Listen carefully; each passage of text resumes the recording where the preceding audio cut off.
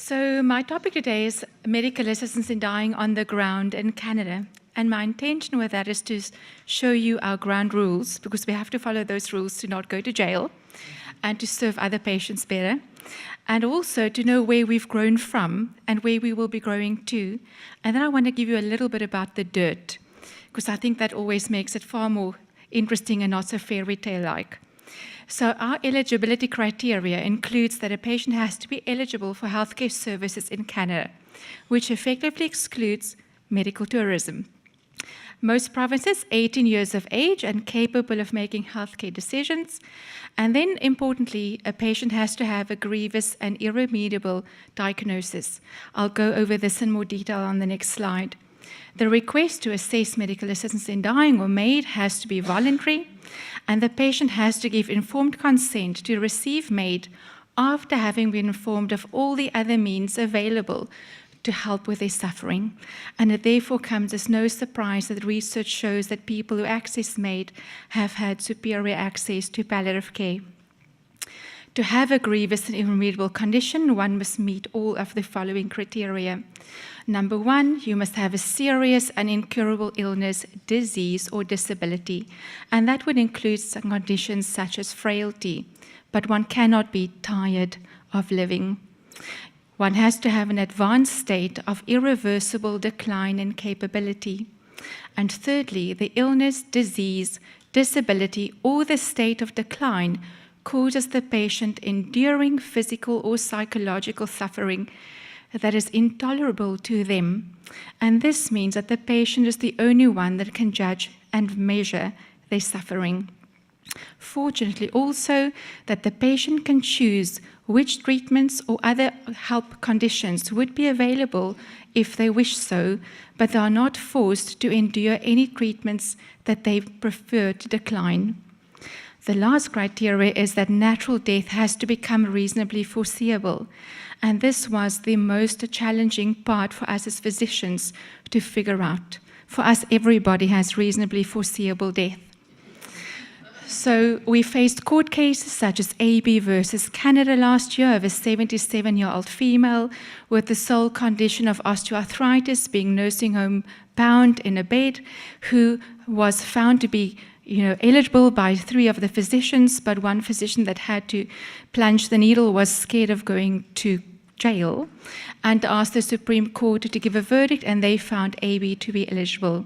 And this blew open how we as physicians interpreted reasonably foreseeable death.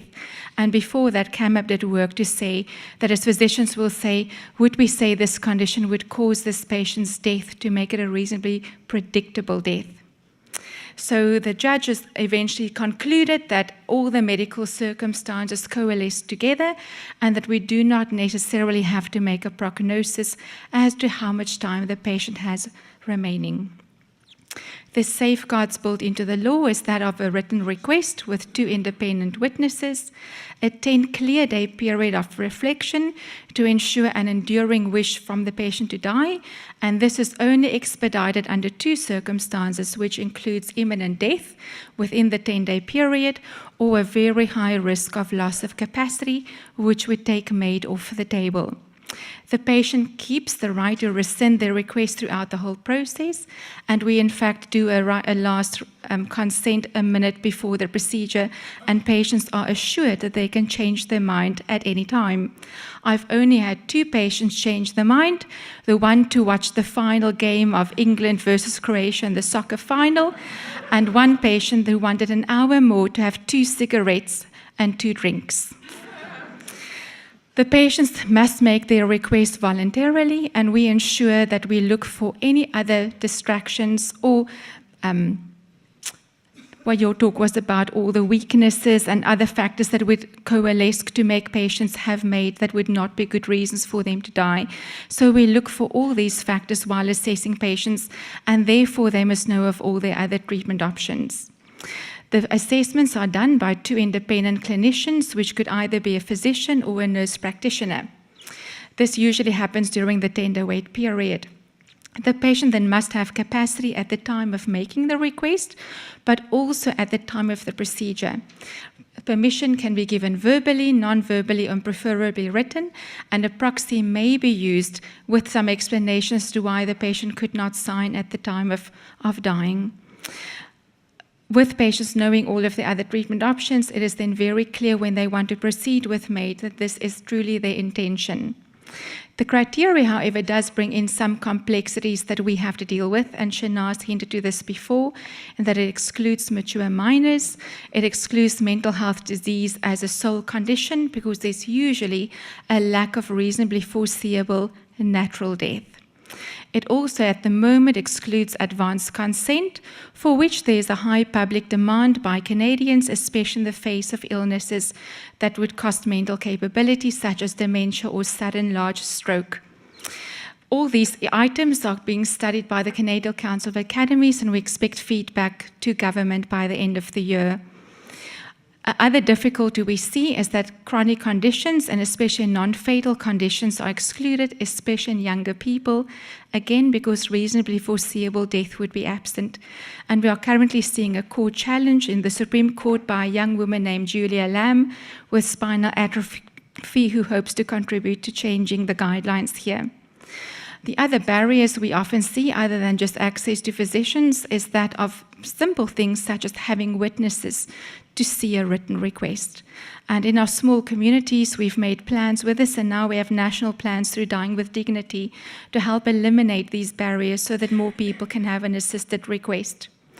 Some feel that the 10-day wait period is utterly cruel.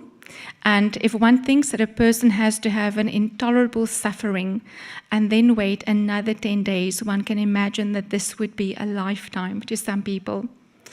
If a patient loses capacity to consent, they also cannot have MAID, and a lot of people are quite distressed about this, as with end-of-life, things can often be unpredictable, and it becomes extremely heartbreaking to see a person having to have the death they feared to have because something went wrong and we couldn't anticipate. The process definitely has gone over in some detail. There's small interprovincial differences, with the majority being the same.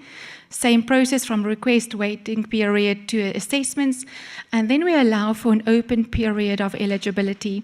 There's no ticking clock that forces patients to have to use MAID. We have had patients now go as long as 11 months, and we have not had many questions from lawyers as to how would somebody with intolerable suffering go for another 11 months. But our answer is that existential anxiety has been so much improved, and the quality of life is so much improved that they find renewed vigor to live longer. And this is also one of our, if there's ever an argument as to how beneficial MAID is when somebody does not use a prescription, that we see these benefits throughout.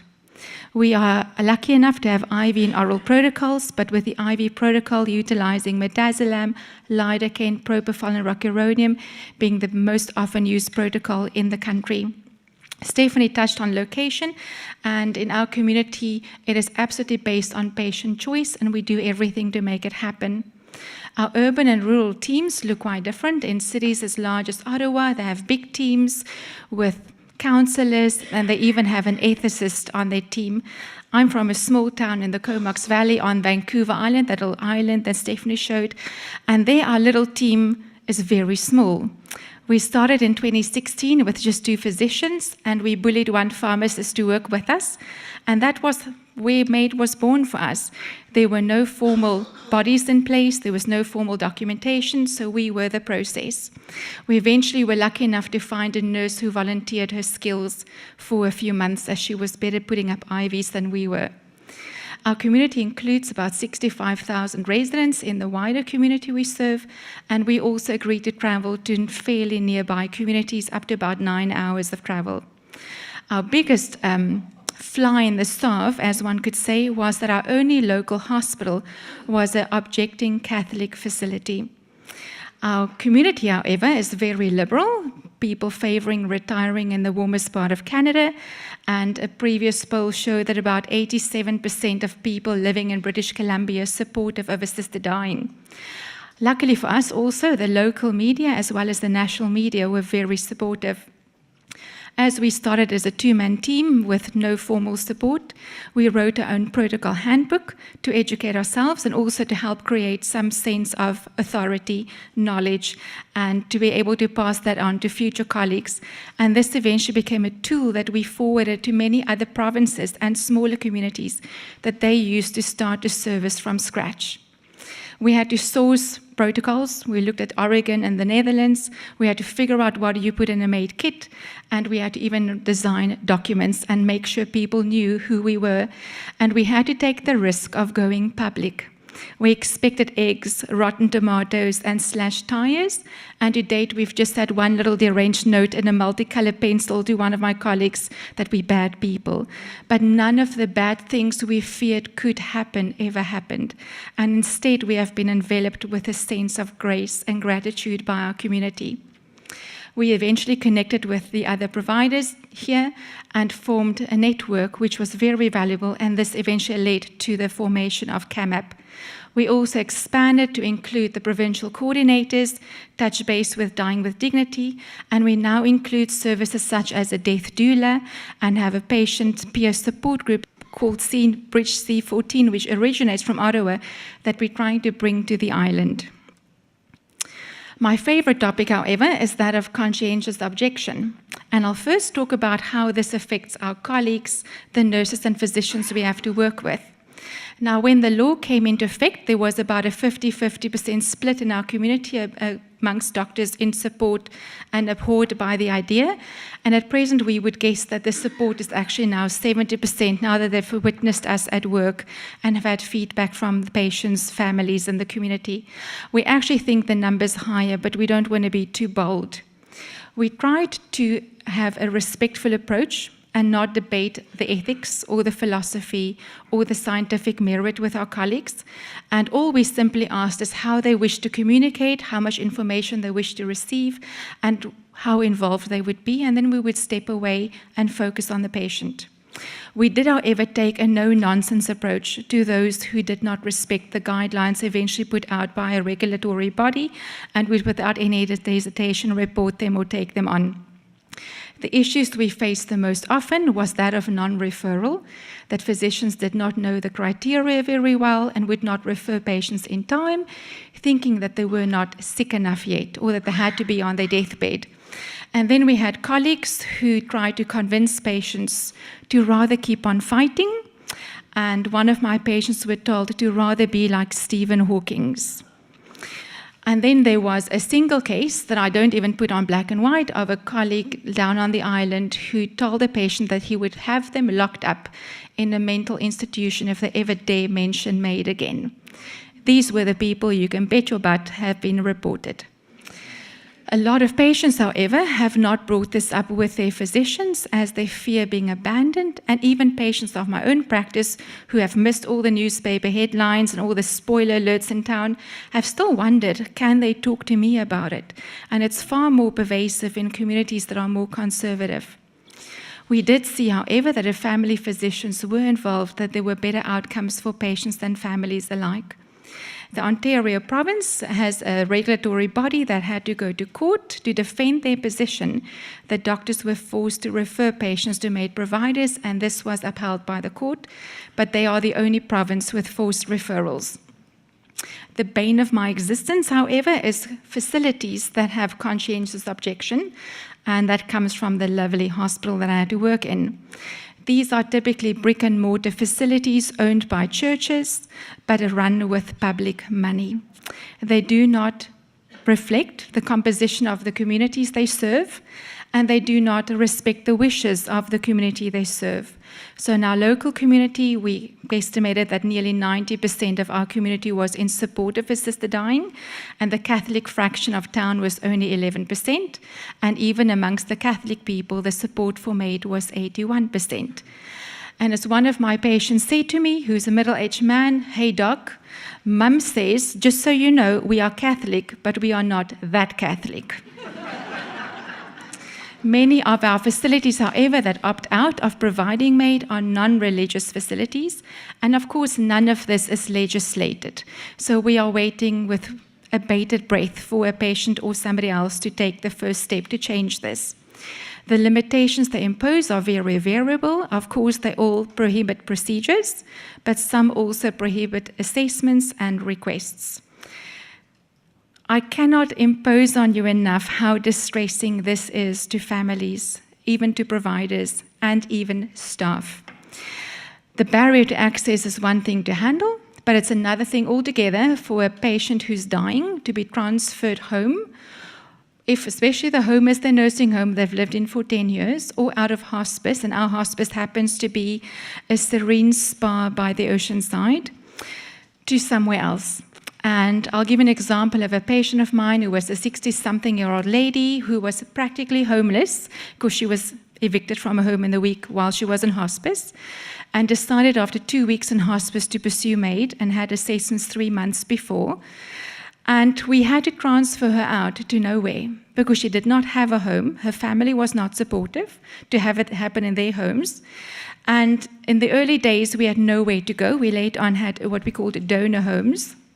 So we had to choose an empty administrative building in the dark of the Canadian night during a rainstorm in January when it's freezing, and take her to this empty office building after 7 at night because they were busy until then, and we had to use an empty boardroom with the furniture shoved against the wall, with a lazy boy carried in for her and chairs for the family, and we had to try and evoke, protecting her and the family's privacy because the janitor was skulking in the hallways trying to figure out what the heck was going on. I had another patient who was also in this hospice after being in hospital in acute care with kidney failure. His wife happened to be a nurse who was a Catholic herself, and despite her own personal objections, wanted to support her husband, but he had to be transferred out of hospice. Couldn't go home in respect again for the wife, and they chose to have him die in the lobby of the funeral home. They still put up a great party, make no mistake, because we've changed the culture now of how people die in Canada. Some people still die sad and private and quiet, but some people have beautiful farewell parties, and this family pulled it off. But it could have been so much easier and less stressful in the beautiful hospice. Lovely. So patients have also started avoiding going to these facilities, and if it's the only hospital in town or the only hospice in town, you can imagine how difficult that would be. So this is my last tips for how we dealt with it. We always made it personal. It was always about the patient, and we brought up the patients in discussions with hospital administration, fellow colleagues, and we lobbied everything that moved and could speak. We took no prisoners. We stood up, we spoke out, and we knew we were not under threat anymore. We used our media. We had the longest running articles ever in our local newspaper for months and months. We had front stories on the front paper. We did it all. And if the hospice changed the rules about a patient not being able to make a request anymore, we said, so which newspaper would you like to talk about? So we got as brutal as they were, but we kept kindness, and we were always friendly and smiled, and that made them more nervous.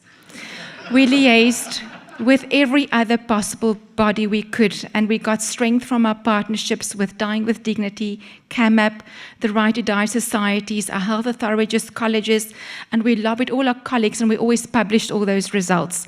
And 80% of our family practice colleagues, actually it was 85%, were in support with us to remove our hospice from the Catholic facility.